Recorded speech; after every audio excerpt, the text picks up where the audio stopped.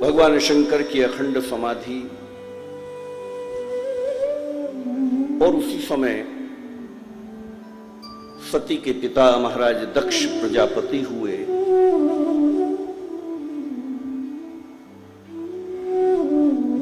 और दक्ष के सम्मान में तीर्थराज प्रयाग में एक सभा का आयोजन हुआ। सभी देव उस सभा में उपस्थित हुए। भगवान शंकर भी उसमें आए। और जब दक्ष प्रजापति का प्रवेश हुआ तो सबने खड़े होकर दक्ष का अभिवादन किया, लेकिन शिव अपने आसन से नहीं उठे। सबने प्रणाम किया, शिव ने प्रणाम नहीं किया। शिव तो महादेव और फिर जामाता है। दक्ष को प्रणाम नहीं किया और दक्ष को ग्रंथि पड़ गई। दक्ष ने वहां से एक शिव के साथ एक बैर पाल लिया।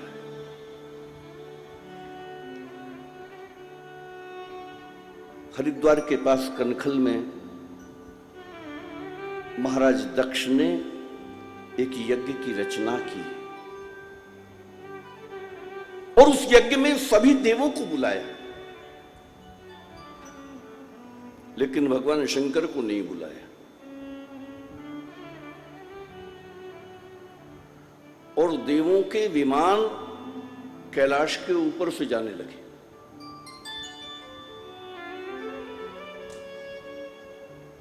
सती ने पूछा कि आप सब लोग, कहा तुम्हें नहीं पता?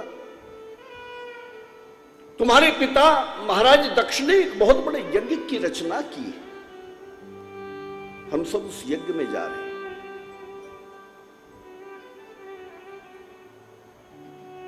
और उसी समय भगवान शंकर की समाधि खुली। सती ने देखा कि शिव राम राम का सुमिरन करते हुए समाधि से उठे हैं। सती ने जाकर प्रणाम किया और जैसे ही प्रणाम किया, सती ने वो प्रस्ताव रखा कि महाराज, मेरे पिता महाराज दक्ष ने एक यज्ञ की रचना की, मैं वहां जाऊं? भगवान शंकर ने कहा कि सती, तुम्हारे पिता ने हमें निमंत्रण नहीं दिया है और हमसे वो विरोध रखते हैं। ये ठीक है, पिता के यहां, पति के यहां, मित्र के यहां बिना बुलाए चले जाना चाहिए, लेकिन यदि वहां विरोध हो तो मेरा ऐसा अपना मत है कि वहां नहीं जाना चाहिए।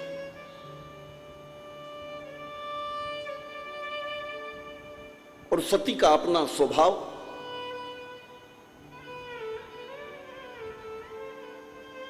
या यूं कहूं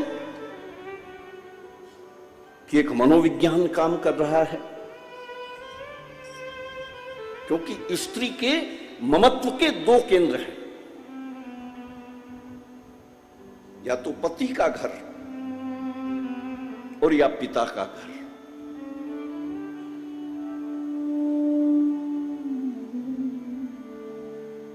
इन दोनों में कुछ थोड़ा सा अंतर है। पिता के घर में उसे प्रेम तो मिलता है, लेकिन अधिकार नहीं मिलता। अधिकार तो पुत्र को मिलता है। और पति के घर में उसे प्रेम भी मिलता है और अधिकार भी मिलता है। भगवान शंकर ने अपना मत कहा और सती का जैसा स्वभाव है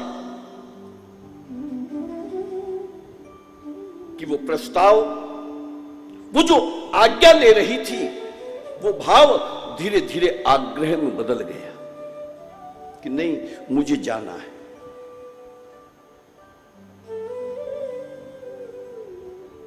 मुझे जाना है। भगवान शंकर ने बहुत समझाया, लेकिन सती कुछ भी समझने के लिए तैयार नहीं। कुछ मुख्य गणों को साथ में देकर आज ये दक्ष की बेटी कैलाश से सदा सदा के लिए विदा हो गई।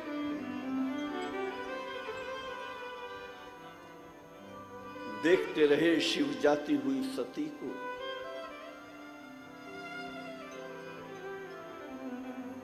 मेरी दृष्टि में बड़ा करुण प्रसंग है साहब।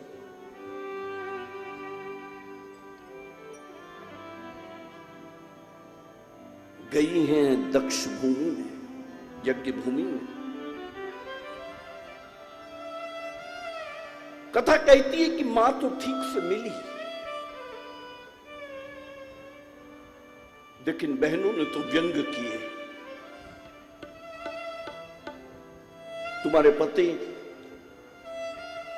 सती अभी भी शमशान में रहते हैं या रहने के लिए कोई भवन बना लिया? अभी भी भूत प्रेतों का संग करते हैं वो?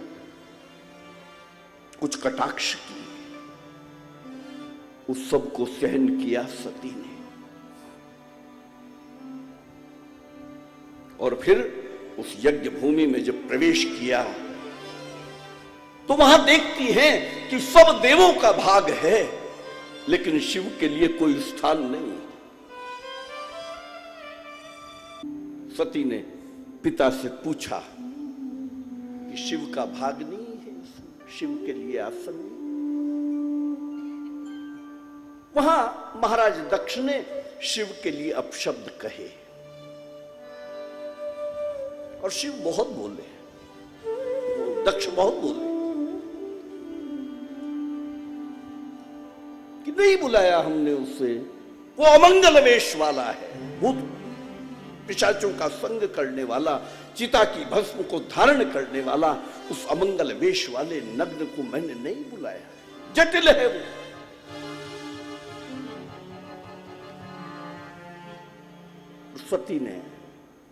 सती को क्रोध हुआ।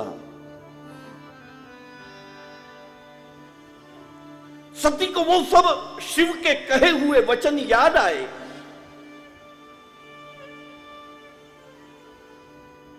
और सती ने उस पूरे समाज को कुछ बातें कही। हे सभा में बैठे हुए देवों, सुनो, हे मुनियों, तुम भी सुनो। तुम सबको उस निंदा का फल मिलेगा तुरंत। और महाराज दक्ष को कहा, हे पिता, तुम तो बहुत अच्छे से पछताने वाले हो। अब ये बात जो कही गई है, जो सती कह रही है, ये कनखल की धरती पर अंतिम वचन है सती के। या तो निंदा करने वाले की जीभ काट ली जाए यदि आपके वश में हो तो,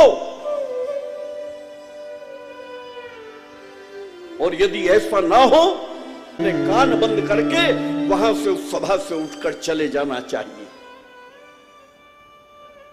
और सती ने पिता को बहुत फटकारा और फटकारते हुए कहा कि महाराज दक्ष, तुम्हें कोई संतान नहीं थी,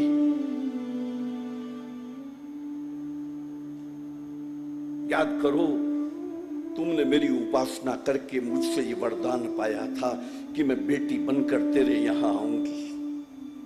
लेकिन उस समय मैंने तुम्हें यह भी कहा था कि जिस दिन भी तुम मेरा और मेरे पति का अपमान करोगे, उसी दिन तुम्हारा मेरा पिता पुत्री का संबंध समाप्त हो जाएगा। आज वो समय आ गया दक्ष। सती ने योगाग्नि से अपने शरीर में अग्नि को प्रकट किया और अपने शरीर को दक्ष यज्ञ में भस्म कर दिया। और सती ने जब प्राण त्यागे